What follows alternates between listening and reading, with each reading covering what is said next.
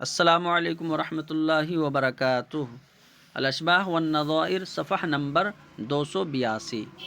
بسم اللہ الرحمن الرحیم۔ کتاب البیع، بیع کا بیان۔ فرماتے ہیں ایو بیعن اذا عقدہ المالک لا یجوز و اذا عقدہ من قام مقامہ جازا۔ کون سی بیع ایسی ہے کہ جب اس کو مالک جو ہے کرے تو یہ جائز نہیں، اور جب مالک کے قائم مقام شخص جو ہے اس بیع کو کرے تو یہ جائز ہے۔ تو فرماتے ہیں فقل، تو تم جواب دو کہ بیع المریض بمحابات یسیرۃ، یعنی مریض کی بیع بہت زیادہ رعایت کے ساتھ تو یہ جائز نہیں ہے، کیونکہ یعنی مریض ہے، مرض الموت میں ہے، اب اس کے پاس بہتوں کا قرض آ رہا ہے، تو اس نے سوچا کہ ایسے ہی مروں گا بغیر تمہارا قرضہ دیے، اپنی چیز جو ہے خوب سستی بیچ دوں گا۔ تو اب اس مدیون جب جو ہے سستی چیز بیچنا چاہے تو یہ جائز نہیں ہے، اور اگر وہ جس کو وصیت کر جائے کہ میرے مرنے کے بعد تم اس چیز کو جو ہے بیچ دینا جیسا چاہو، تو اب وہ انسان جیسا چاہے بیچ سکتا ہے وصی۔ وہی فرماتے ہیں تو مریض کی بیع بہت زیادہ چشم پوشی اور رعایت کے ساتھ یہ جائز نہیں ہے۔ ومن وصیہ جازا، اور اس کے وصی کی طرف سے جو ہے یہ جائز ہے، ٹھیک ہے۔ یا ومن وصیہ بیع من وصیہ، اور جو شخص اس کا وصی ہے اس کی بیع جو ہے وہ جائز ہے۔ ایو رجل باع اباہ وصح حلالا لہ، تو فرماتے ہیں کون سا شخص ایسا ہے کہ اس نے اپنے باپ سے بیع کی اور یہ اس کے لیے حلال ہو کر صحیح بھی ہوئی ہے، حالانکہ باپ سے بیع کی ہے، ٹھیک ہے، تو اب یہ حلال ہو کر کیسے صحیح ہو گئی؟ تو فرماتے ہیں کہ باپ کو بیچنا جو ہے کیسا صحیح ہو جائے گا؟ تو وہی فرماتے ہیں کہ کون سا شخص ایسا باع آبا ہو کہ اپنے باپ کو اس نے بیچ دیا اور اس کے لیے حلال ہو کر یہ صحیح بھی ہے، یعنی سمن بھی اس کے لیے حلال ہے، سمن کا کھانا، اور یہ بیچنا بھی جو ہے بیع بھی صحیح ہے۔ تو فرماتے ہیں فقل، تو تم یہ جواب دو اس پہیلی کا کہ اذن لعبدہ ان یتزوج حرۃ، کہ کسی شخص نے اپنے غلام کو اجازت دے دی کہ وہ آزاد سے نکاح کر لے، ففعل، اس نے نکاح کر لیا، فولدت ابنا، تو ایک بچہ پیدا ہوا، وماتت، اور وہ آزاد عورت مر گئی۔ اب دیکھو وہ آزاد عورت مری لیکن اس کا ایک بچہ ہے جو اس کا وارث ہے، فورثھا ابنھا، تو اس عورت کا وارث اس کا یہ بیٹا ہے۔ اب بیٹے نے یہ کہا کہ اپنی ماں کا مہر کس سے مانگے گا؟ دیکھو تو ماں کا مہر جو ہے وہ باپ سے مانگے گا، باپ کہے گا میں تو غلام ہوں، آقا سے مانگ لو، تو اب یہ آقا سے مانگے گا، تو باپ کے آقا سے، تو وہ آقا نے یہ کہہ دیا کہ ایسا ہے، چلو میں نے نکاح کرایا تھا لیکن تم اس میرے غلام کو بیچ کے مہر وصول کر لو۔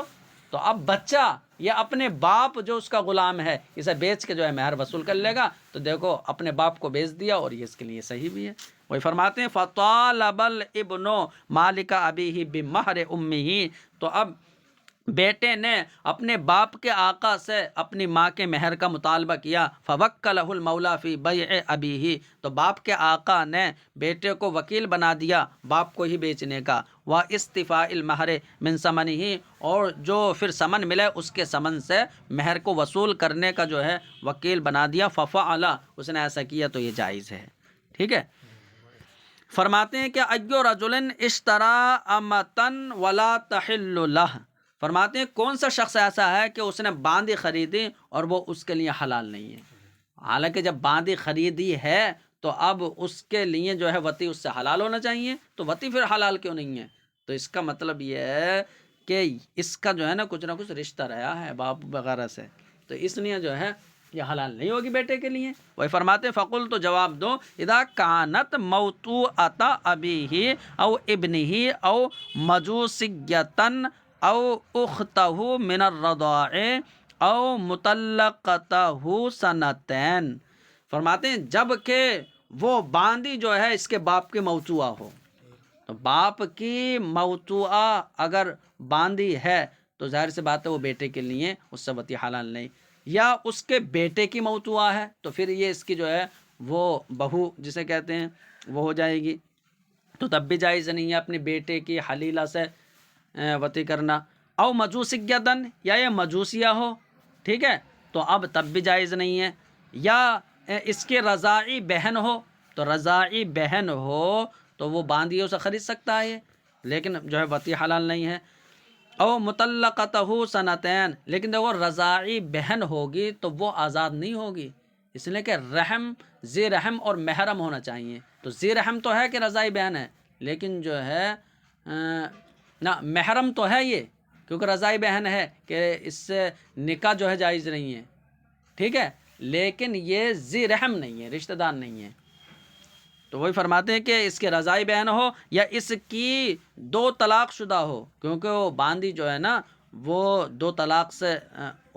جو ہے مغلظہ ہو جاتی ہے، ٹھیک ہے، تو اب اس کو جو ہے 2 طلاق دے دی ہوں، تو فرماتے ہیں یا یہ جو باندھی ہے نا یہ کسی کی بیوی ہوگی، اب اس نے اس کو 2 طلاق دے دی تو ظاہر سی بات ہے 2 طلاق سے مغلظہ ہو گئی۔ اب اس شخص نے خرید لیا تو یہ خریدنے والے کے لیے اس سے وطی حلال نہیں ہے جب تک کہ نکاح صحیح ہو کر اس کا حلالہ نہ ہو جائے، ٹھیک ہے۔ وہی فرماتے ہیں کہ او مطلقتہ سنتین، یا کسی شخص کی 2 طلاق سے یہ جو ہے مغلظہ ہو، یعنی تو اب اس صورت میں اس کے لیے وطی حلال نہیں ہوگی یہاں تک کہ زوج آخر سے یعنی صحیح نکاح ہو کر جو ہے وطی ہو۔ ایو خبز لا یجوز بیعہ الا من الشافعیہ، فرماتے ہیں کہ کون سی روٹی ایسی ہے کہ اس کا بیچنا جائز نہیں ہے مگر جو ہے اس کی بیع شافعیہ سے ہی جائز ہے، تو شافعیہ کے علاوہ یعنی اس کی بیع جو ہے جائز نہیں ہے۔ تو فرماتے ہیں وہ کون سی روٹی ہوگی کہ شافعی حضرات کو ہی بیچ سکتے ہیں؟ تو فرماتے ہیں یہ کوئی جو ہے نا اس روٹی میں انوکھا پن ہے، وہ یہ ہے کہ ما اجنا بماء نجس قلیل، تو وہ روٹی ایسی ہے کہ یعنی کہ وہ آٹا جو ایسے پانی سے گوندا گیا تھا کہ جو پانی کم تھا اور ناپاک تھا، وہ 2 قلے سے کم ہو، نہ 2 قلہ، تو 2 قلہ ہو، تو دیکھو 2 قلہ ان کے یہاں شافعی حضرات کے یہاں جو ہے وہ ناپاک نہیں ہوتا ہے، تو کم پانی یعنی 2 قلہ ہے تو وہ ناپاک پانی سے جو ہے اگر آٹا گوندا گیا ہے اور روٹی بنا لی گئی ہے، لم یجوز بیعہ، تو اب اس کو بیچنا جائز نہیں ہے، نہ تو یہود کو نہ نصارہ کو، تو یہود اور نصارہ سے اس کی بیع جائز نہیں ہے، کیوں؟ اس لأنہ اذا اعلمہم لا یشترونہ، اس لیے کہ جب یہ انہیں خبر دے دے گا کہ یہ ایسے پانی سے گوندھ کر بنائی گئی ہیں تو وہ خریدیں گے نہیں، تو اس کا مطلب یہ ہے کہ بغیر بتائے جو ہے بیچنے بھی جائز نہیں ہے۔ ولم یجوز بغیر اعلامہم،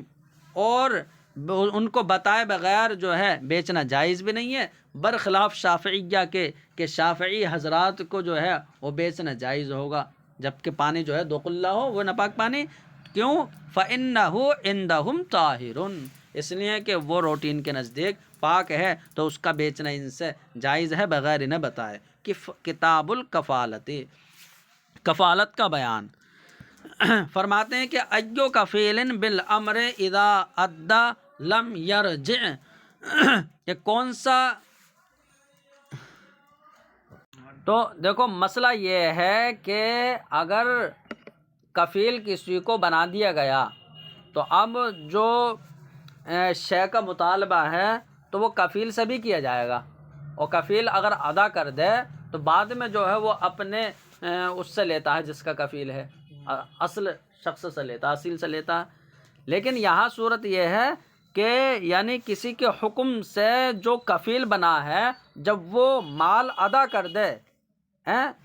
پھر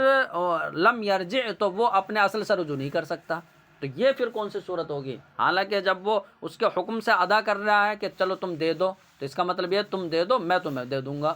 تو پھر اس سے رجوع کیوں نہیں کر سکتا یہ؟ تو جواب یہ ہے کہ یہ غلام تھا، اس کے آقا نے جو ہے اپنے حکم سے اسے کفیل بنا دیا تھا، یعنی کہ تم جو ہے دے دینا، اب یہ مال جو ادا کر رہا ہے حالانکہ جب دیتا تو اسی وقت دے دیتا تو آقا کا چلا جاتا، لیکن آقا نے اپنے حکم سے اس کو کفیل بنا دیا کہ تم جو ہے دے دینا، یعنی تو اب یہ تبھی دے دیتا تو آقا کا مال جاتا، لیکن آزاد ہونے کے بعد اس نے ادا کیا ہے تو کفالت تو صحیح تھی اس وقت، اب اس نے بعد میں ادا کیا ہے تو یہ رجوع نہیں کر سکتا، اس لیے کہ آقا پر یعنی کسی چیز کو واجب کرنے والی جو ہے یہ کفالت واقع نہیں ہوئی تھی، کیونکہ جب کفالت واقع ہوئی تھی تو آقا نے تو یہی کہا تھا کہ تم میرے مال سے ادا کرنا، ٹھیک ہے؟ تو اس وقت کے لحاظ سے یعنی کفالت کے وقت آقا پر کسی چیز کو واجب کرنے والی کفالت نہیں ہے، ٹھیک ہے؟ اور اس میں غلام کسی چیز کا مستحق بھی نہیں ہوگا آقا پر، لیکن امام ظفر صرف یہاں کہتے ہیں کہ وہ رجوع کا حق ہے اسے ہے۔ تو وہی فرمات جواب یہ عبد کفلا سیدہ بامرہ، غلام کے جس کے آقا نے اپنے حکم سے جو ہے کفیل بنا دیا غلام کو، فَأَدَّى بَعْدَ عِتْقِهِ، لیکن وہ اپنے آزاد ہونے کے بعد مال ادا کرتا ہے تو اب یہ آقا سے رجوع نہیں کر سکتا۔ کتاب القضاء، تو یہ قضا کا بیان فرماتے ہیں ایو بیع یجبر القاضی علیہ، فرماتے ہیں کون سی بیع ایسی ہے کہ جس پر قاضی جو ہے مجبور کرے گا؟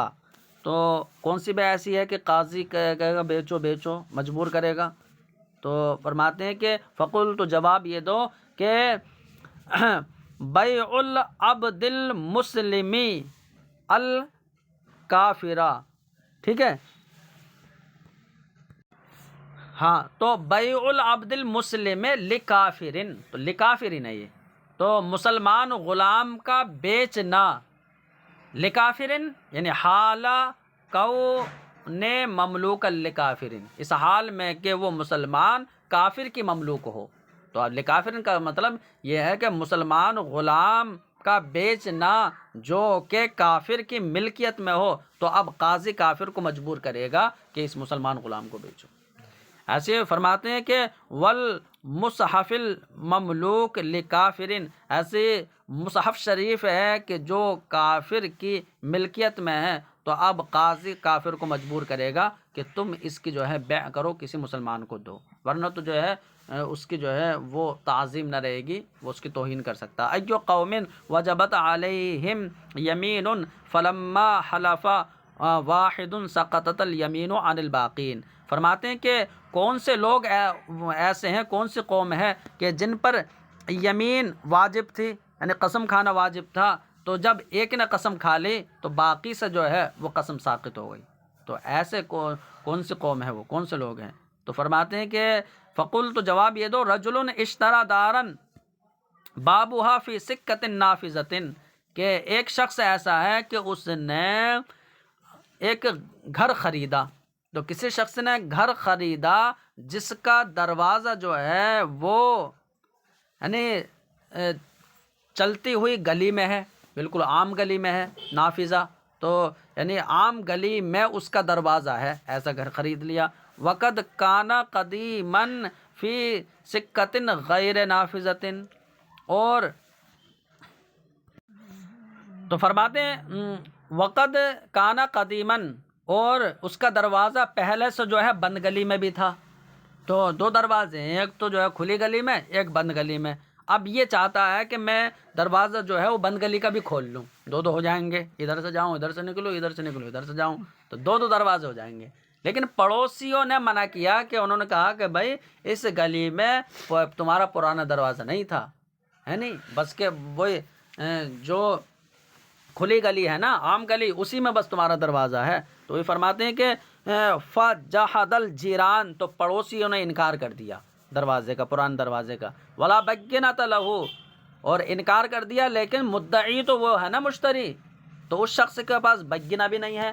تو والیمین علی من انکر، تو پڑوسی منکر ہے، قسم کھلائی جائے گی۔ فحلفوا، انہیں قسم کھلائی گئی۔ تو فرماتے ہیں فإن، تو اگر وہ قسم کھانے سے انکار کر دیں تو قضی لہ بفتح الباب، اس شخص کے لیے دروازہ کھولنے کا فیصلہ دے دیا جائے گا کہ چل تو دروازہ کھول لے۔ کیوں؟ اس لیے کہ ان کا اقرار کرنا، وہ ان کا انکار کرنا، یہ اس بات کا اقرار ہے کہ ہاں دروازہ تھا، ٹھیک ہے؟ تو فیصلہ کر دیا جائے گا۔ وَإِنْ حَلَفَ وَاحِدٌ، لیکن اگر ان پڑوسیوں میں سے ایک شخص نے ہی قسم کھا لی نا، فلا یمین علی الباقین، تو باقیوں پر قسم نہیں رہے گی، ساقط ہو جائے گی باقیوں سے۔ کیوں؟ لأن فائدتہ النقول، اس لیے جب ایک نے قسم کھائی ہے تو باقی کا اسے جھٹلائیں گے، کہیں گے یار یہ آگے بڑھا، چلو اس کے ساتھ دے دو، تمام پھر جو ہے انکار کریں گے۔ تو جب ایک نے انکار کر دیا تو باقی سے بھی جو ہے وہ انکار ہی ملے گا، اس لیے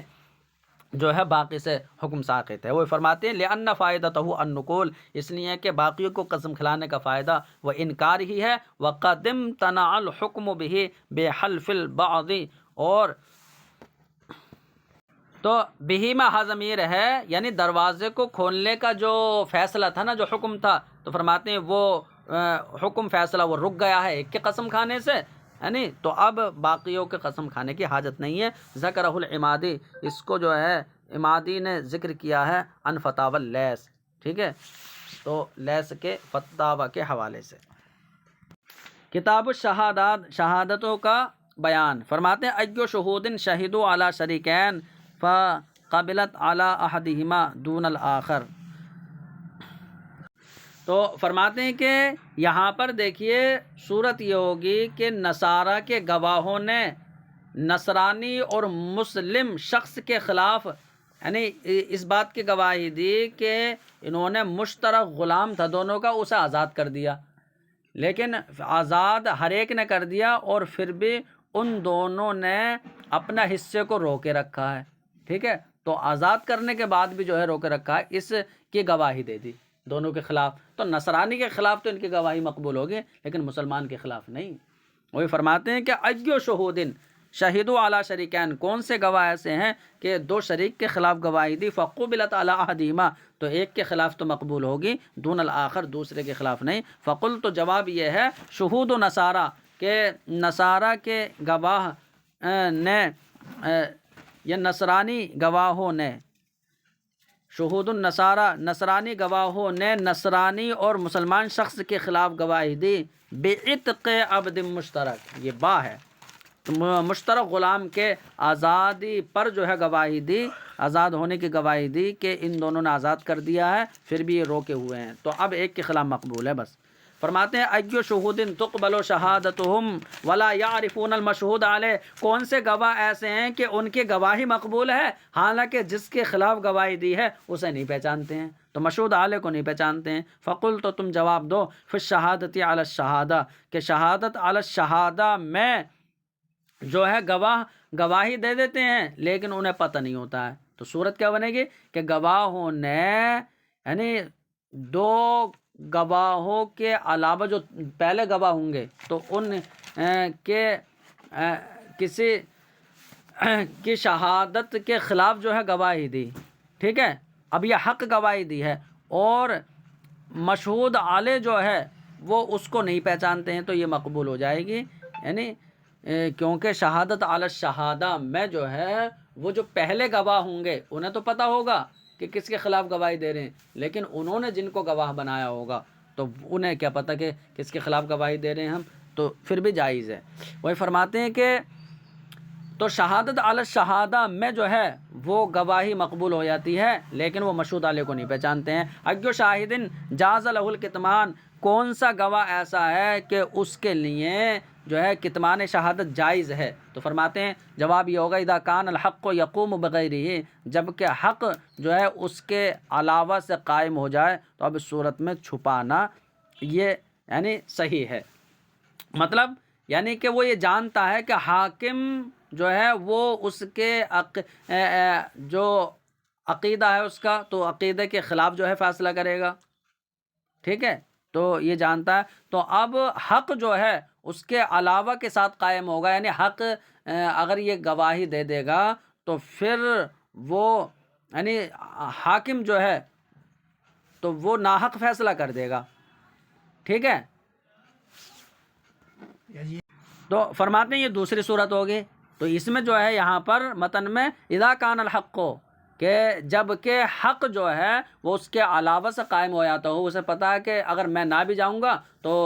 دوسرے لوگ گواہی دے دیں گے، تو اس کے علاوہ سے حق قائم ہو جائے، یہ اس کی دوسری صورت علامہ محمد فرماتے ہیں کہ یا گواہ کو یہ یقین ہو جائے کہ حاکم جو ہے وہ خلاف عقیدہ فیصلہ کر دے گا، وہ اعتقاد کے خلاف جو ہے فیصلہ کرے گا، تو بہتر یہ ہے کہ وہ اس کے پاس ادائے شہادت سے رک جائے، ٹھیک ہے، نہ جائے۔ او کان القاضی فاسقن، یہ ایک صورت یہ ہو سکتی ہے کہ فیصلہ کرنے والا جو قاضی ہے وہ فاسق ہے، ٹھیک ہے، فاسق ہے، تو اب جب قاضی فاسق ہے تو بسا اوقات وہ یعنی اس کا فسق جو ہے اسے اس بات کی طرف لے جائے گا کہ وہ تعنت کے طور پر گواہ کی گواہی کو رد کر دے، ٹھیک ہے، کیونکہ وہ تو یعنی ایسا فیصلہ کرے گا نا کہ جہاں اس کا فسق لے جائے گا، تو اپنے فسق کے حساب سے جو فیصلہ کرے گا تو اس اعتبار سے وہ گواہ کی گواہی کو تعنت اور دشمنی کی بنیاد پر جو ہے رد کر سکتا ہے۔ تو جب یہ سمجھا ہے کہ قاضی تو فاسق ہے، یہ تو ظالم ہے، تو نہ جائے۔ او کانا یعلم انہ لا یقبل، تو فرماتے ہیں دوسری صورت یہ ہے کہ گواہ کو یہ یقین ہو جائے، یقین سے وہ جان لے کہ اس کی گواہی مقبول نہیں ہوگی، تو اب اس کے لیے یعنی چھپانا جو ہے، چھپانے کی گنجائش ہے۔ فرماتے ہیں ایو مسلمین لم تقبل شہادتہما بشیء وشہدا نصرانیان بضدہ فقبلت۔ تو فرماتے ہیں کون سے ایسے دو مسلمان ہیں کہ ان کی گواہی ایک چیز پر مقبول نہیں ہے، یعنی ایسی کسی چیز پر ان کی گواہی مقبول نہیں ہے، لیکن اس چیز کی ضد پر جو ہے دو نصرانیوں نے گواہی دی تو مقبول ہے،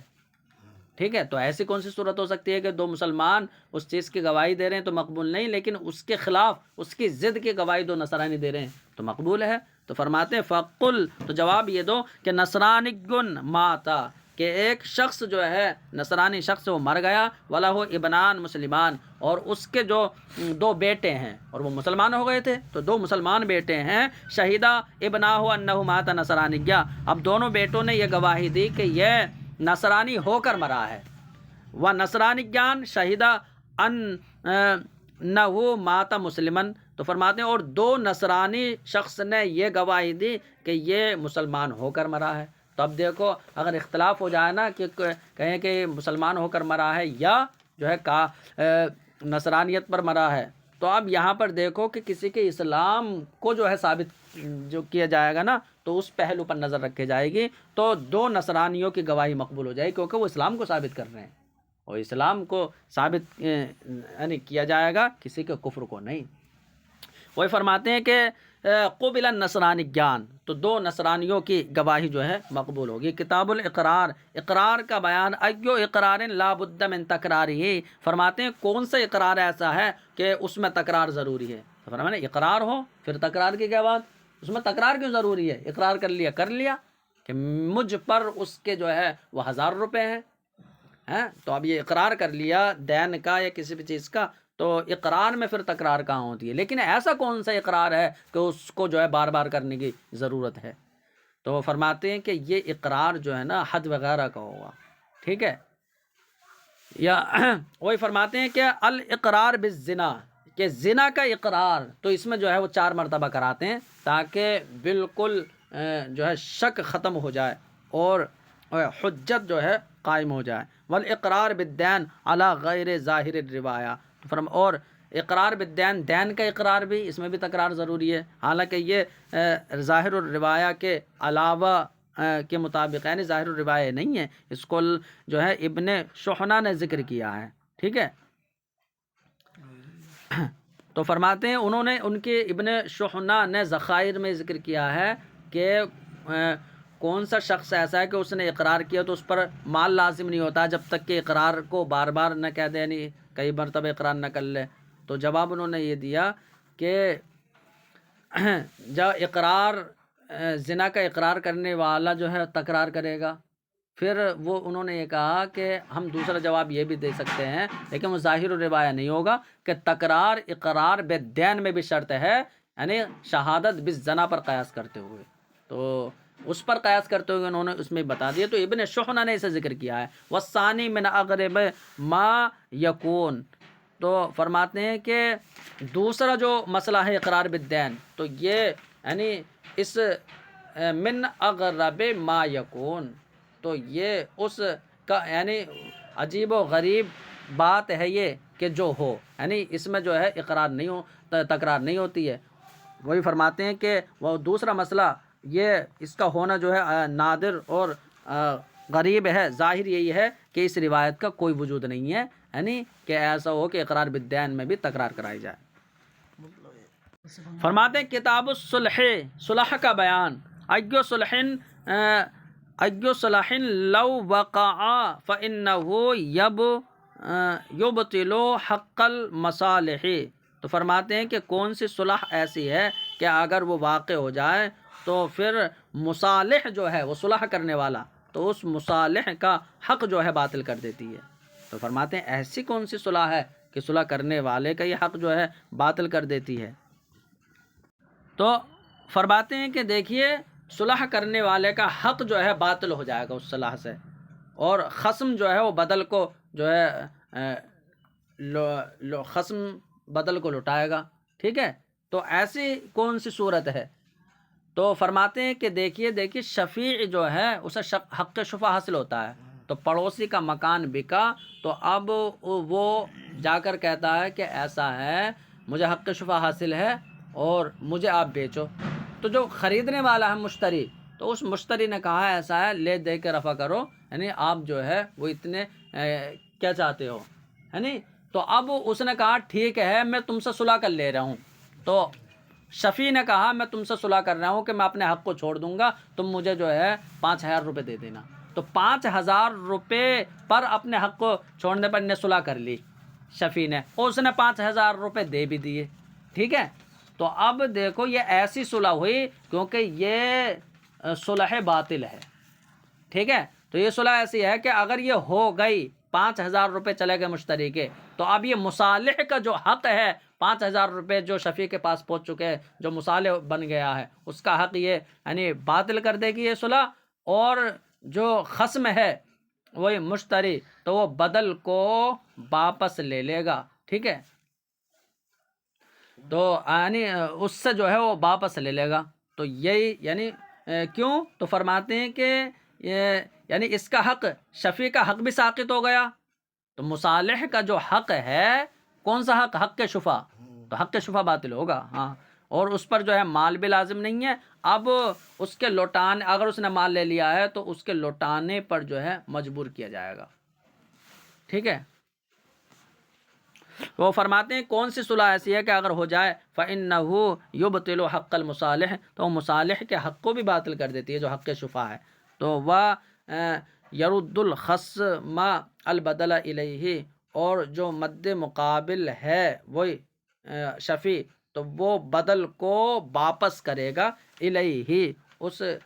صلح کرنے والے شخص کو، دوسرے کو واپس کرے گا مشتری کو۔ فقل، تو تم جواب دو وہ شفع سے صلح کرنا ہے، تو یعنی حق شفع سے صلح کرنا، تو یہ صلح باطل ہے۔ کتاب المزاربہ، مزارت کا بیان، ایو مزاربن یغرم ما انفقہ من عندہ، تو فرماتے ہیں کہ کون سا مزارب ایسا ہے کہ جو اس کا تاوان یعنی دے گا کہ جس کو اس نے اپنے پاس سے جو ہے خرچ کیا ہے، تو وہ اس پر ہی اس کا تاوان ہوگا۔ تو ایسا کون سا مضارب ہے؟ حالانکہ اپنے پاس سے اگر اس نے کچھ خرچ کیا ہے تو وہ اس کو لے لیتا ہے رب المال سے، لیکن یہاں جو ہے کون سا مضارب ہے؟ تو فرماتے ہیں فقل، تو تم جواب دو اذا لم یبقى فی یدہ من مالها شیء، تو یہ صورت ہے، ٹھیک ہے، کہ اگر مزاربت کا مال جو ہے وہ 1,000 روپے ہو، مثال کے طور پر 1,000 روپے ہے، اب اس نے 2,000 کا غلام خرید لیا، تو 1,000 تو وہی مال مزاربت ہے، 1,000 روپے اپنے پاس سے ملا دیے، تو یہ صرف تطوع کے طور پر ہو جائے گا، اس لیے کہ اس کے قبضے میں جب کچھ راس المال جو ہے باقی نہیں بچا ہے، ٹھیک ہے،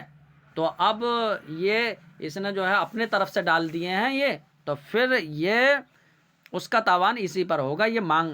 رب المال پر نہیں ہوگا۔ وہی فرماتے ہیں اذا لم یبقى فی یدہ من مالها شیء، جب کہ مزاربت کے مال میں سے اس کے پاس کچھ نہیں بچے اور پھر جو ہے اس نے اپنے پاس سے ملا کر خرچ کر دیا، تو پھر اس کا تاوان اسی پر ہو گیا، اس کی طرف سے تطوع کے طور پر ہو گیا۔ لیکن ہاں اگر یہ قاضی کے پاس معاملہ لے جاتا ہے اور قاضی جو ہے پھر اجازت دے دیتا ہے، تو یہ کہ تم نے خرچ کیا ہے تو اب تم اس سے لے سکتے ہو اپنے رب المال سے، تو پھر رجوع کر سکتا ہے۔ کتاب الہبۃ، ہبہ کا بیان، ایو ابن وہب لابنہ ولہ الرجوع، کون سا باپ ایسا ہے کہ اپنے بیٹے کو اس نے کوئی چیز ہبہ کی، پھر اس کے لیے رجوع کا حق ہے، حالانکہ بیٹے کو یعنی جو قریبی لوگ ہوتے ہیں نا ان کو اگر ہبا کر دیا تو قریبی ہونا یہ مانع رجوع ہبا ہے، تو ہبا سے رجوع کرنے کا معنی ہے اس کا قریب ہونا. تو یہاں ایسا کون سا بیٹا ہے کہ اس سے رجوع کر رہا ہے باپ؟ تو فقل تو تم جواب دو اذا کان الابن مملوکا لاجنبی، جبکہ بیٹا کسی اجنبی شخص کی ملکیت میں ہے تو اب بیٹے کو باپ نے کوئی چیز ہبا کی تو وہ تو آقا کو چلی جائے گی،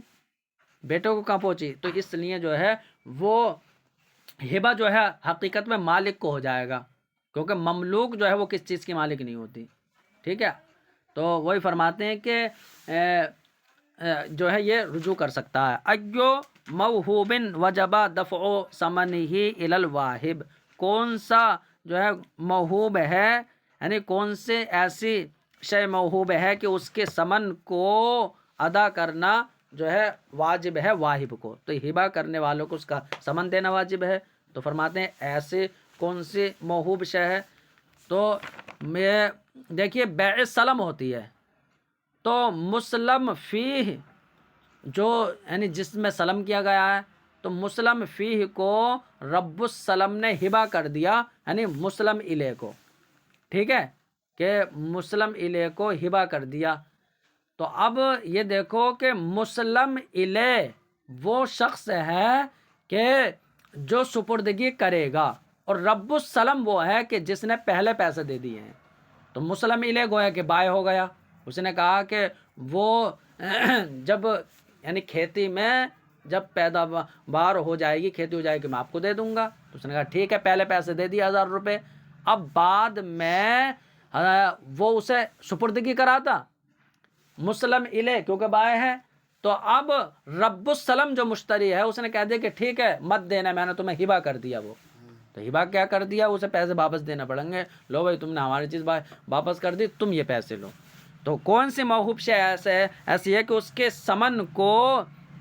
یعنی واپس دینا واجب ہے واہب کو. ٹھیک ہے، فقل تو تم جواب دو المسلم فیہ اذا وہبہ رب السلم، مسلم فیہ جو مبی ہے جب اسے رب السلم مشتری وہ مسلم الیہ کو جو ہے ہبا کر دے، چلو مت دینا، وجب علیہ رد راس المال، تو پھر اس پر راس المال کو واپس کرنا یہ واجب ہوگا. ٹھیک ہے، تو فرماتے ہیں کہ کیوں واپس کرے گا وہ؟ اس لیے کہ دیکھو یہاں پر جو معاملہ ہوا نا اس کا ہبا کرنا، تو یہ ایسا ہے جیسا کہ اقالہ کر لیا، بیع کو ختم کر دیا، اور جب اقالہ ہو جاتا ہے نا تو پھر ثمن واپس کر دیا جاتا ہے. ٹھیک ہے، اور اگر یہ کہتا کہ میں نے مسلم فی کے نصف سے تجھے بری کر دیا ہے، یعنی تو بالکل بری کر دیا ہے، تو اب نصف راس المال یہ لوٹائے گا. ٹھیک ہے، اس لیے کہ سلم یہ ایک قسم کی بیع ہے، اور بیع میں جو ہے اگر ایسا کر دیتا ہے کہ آدھا ہبا کر دے، ٹھیک ہے، تو ایسا ہو جائے گا کہ وہ آدھے ثمن جو ہے لوٹا دے.